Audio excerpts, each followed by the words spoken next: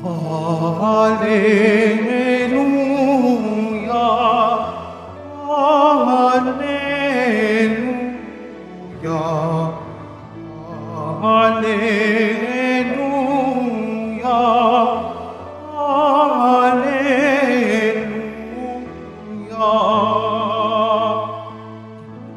Sabi ng Diyos ay pakinggan ang anak niyang minamahal na lupang kinalulugdan.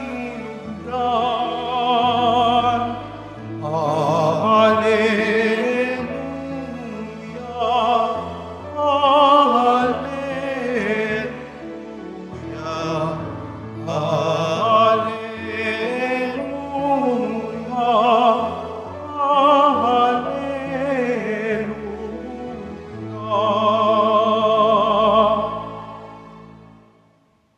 Sumainyo ang Panginoon. At sumaiyo rin. Ang mabuting balita ng Panginoon ayon kay San Mateo. Papuri sa iyo, Panginoon. Noong panahong iyon, isinama ni Jesus si Pedro at ang magkapatid na Santiago at Juan, at sila'y umakyat sa isang mataas na bundok. Samantalang sila'y naroon, nakita nilang nagbagong anyo si Jesus. Nagliwanag na parang araw ang kanyang muka at pumuting parang busilak ang kanyang damit. Nakita na lamang at sukat ng tatlong alagad, sina Moises at Elias, na nakikipag-usap kay Jesus. Kaya't sinabi ni Pedro kay Jesus, Panginoon, mabuti pa'y dumito na tayo. Kung ibig ninyo, gagawa ako ng 3 kubol, isa sa inyo, isa kay Moises at isa kay Elias. Nagsalita pa siya nang liliman sila ng isang maningning na ulap, at mula rito'y may tinig na nagsasabi, ito ang minamahal kong anak na lubos kong kinalulugdan. Pakinggan ninyo siya. Ang mga alagad ay natakot ng gayon na lamang nang marinig nila ang tinig, at sila'y napasubasog. Ngunit nilapitan sila ni Jesus at hinipo, tumindig kayo, sabi niya, huwag kayong matakot. At nang tumingin sila ay wala silang nakita, kundi si Jesus. At habang bumababa sila sa bundok, iniutos ni Jesus sa kanila, huwag ninyong sasabihin kanino man ang pangitain hanggat hindi muling nabubuhay ang anak ng tao. Mga kapatid, ang mabuting balita ng Panginoon. Pinupuri ka namin, Panginoong Heso Kristo. Magsiupo muna tayong lahat. Magandang hapon po sa inyong lahat. Pwede bang batiin ng katabi ng magandang hapon? Mga kapatid, tayo pong lahat ngayon ay nagkakatipon bilang isang mag-anak ng Diyos sa pagdiriwang po natin ng banal na misa. Alam po natin na hindi ganun po kaganda ang panahon dahil mula pa po nung mga nakaraang araw, tayo po ay nakakaranas ng malakas ng pagbuhos ng ulan. Pero ganun pa man, alam natin na ang Diyos ay mabuti at alam natin na hindi tayo pababayaan ng Diyos. Mga kapatid, sa araw na ito, ipinagdiriwang po natin ang pagliliwanag sa bagong anyo ng Panginoon. Sa Ingles, ito po yung tinatawag nating transfiguration, ang pagbabagong anyo ni Jesus. Hayaan po ninyo na sa hapong ito, 2 bagay po ang magandang mapagnilayan po natin base sa atin pong ipinagdiriwang sa araw na ito. Una, matuto tayong makinig sa tinig ng Diyos. Matuto tayong makinig sa tinig ng Diyos. Pangalawa, makita nawa natin ng Diyos, at kapag nakita na natin ng Diyos, nawa ito'y magdulot ng pagbabago sa ating mga puso at kalooban. Unang bagay, mga kapatid, magandang tanungin, marunong pa ba tayong makinig? Sabi po nila, ang listening span daw po ng mga kabataan ngayon, hindi na po umaabot yan ng 5 minutes. Sabi po nila, ang listening span ng kabataan ngayon, minsan umaabot na lamang ng 15 seconds. Kaya nga pansinin po ninyo, kapag nanonood po kayo ng mga videos sa YouTube o sa social media, lumalabas po yung mga advertisement. Pero di ba, ayaw minsan nating panoorin yung advertisement, kaya anong ginagawa natin? Pinipindot yung alin? Skip ad. Ganon din minsan sa pakikinig. Yung pakikinig natin minsan may hangganan. Pero mga kapatid, bakit po sinasabi ang bagay na ito? Dahil kung mapapansin po natin sa ating ebanghelyong napakinggan, nang nagpalit ng anyo ang Panginoon, ang mga alagad ay nakarinig ng tinig mula sa langit. At ang tinig na ito ay mula sa Diyos na nagsasabi, ito ang minamahal kong anak na lubos kong kinalulugdan. Pakinggan ninyo siya. Sa madaling salita, mga kapatid, ang isang taong sumusunod sa Diyos, hindi lang siya sumusunod sa Diyos o hindi lang siya sumusunod kay Jesus dahil sa mga milagro, sa malalaking bagay na kanyang ginawa. Bagkus, mga kapatid, ang isang taong sumusunod sa Diyos, sumusunod siya dahil marunong siyang pakinggan ang turo ni Jesus. Dahil ang pagtuturo ng Panginoon, hindi po tayo dadalhin yan sa kapahamakan. Hindi tayo dadalhin yan sa hindi magandang buhay.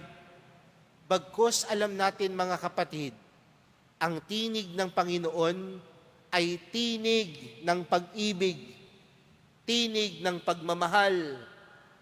At kung ganun ang tinig ng Panginoon, ang tinig na ito, dadalhin ka sa kabutihan. There are times, my dear brothers and sisters, that we experience difficulties and trials. We experience troubles in life. And most of the time, aminin po natin o hindi, kapag nakakaranas tayo ng pagsubok minsan ng buhay, ang isang tao na sinisisi natin, hindi minsan ang sarili natin. Ang nakakalungkot po minsan ang sinisisi natin ay ang Diyos. Pero hindi ba natin napagtatanto, mga kapatid, na sa mga mali nating pagdesisyon, sa mali nating mga pagpili, minsan nadadala tayo sa kapahamakan. Pero panawagan sa atin ng Panginoon sa araw na ito, ang pakikinig kay Jesus magdadala sa atin sa kapanatagan. Hindi ka dadalhin ng Panginoon sa kapahamakan. Dadalhin ka ng Panginoon sa kabutihan. Kaya dapat marunong kang makinig. May mga magulang po ba dito? Nasaan po ang mga magulang? Ayan, no? Salamat sa Diyos, no? May mga anak po ba na nandito? No? Mga anak, ayan, no?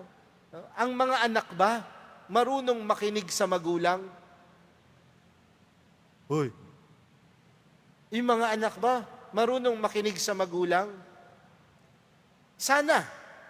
Di ba dahil ang laging sinasabi ng magulang, wala kang pangit na kagustuhan para sa iyong anak, na pagsasabihan mo ang iyong mga anak. Bakit?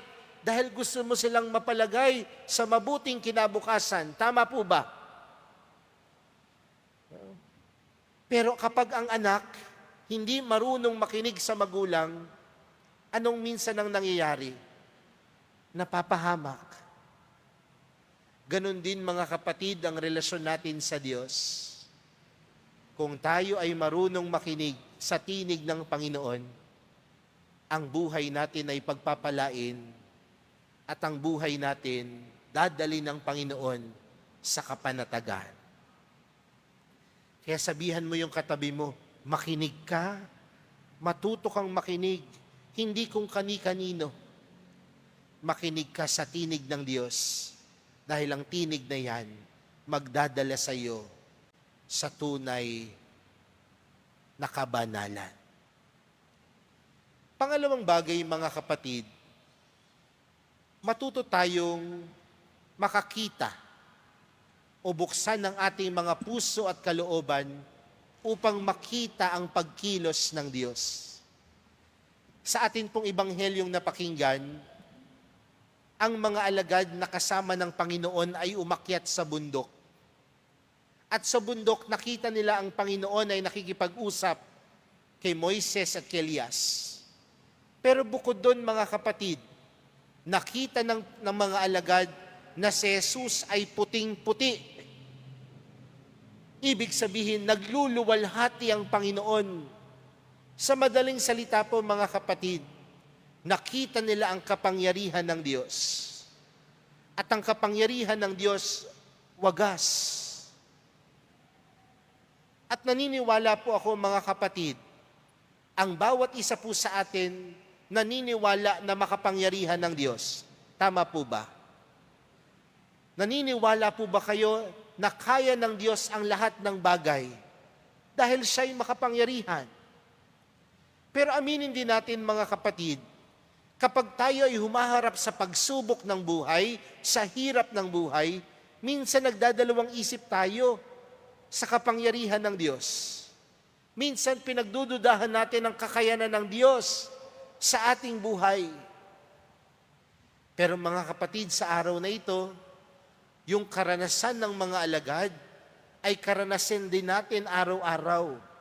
Kung marunong lang natin buksan ang ating mga mata, ang ating mga puso, at makikita natin ang Diyos ay tunay na makapangyarihan.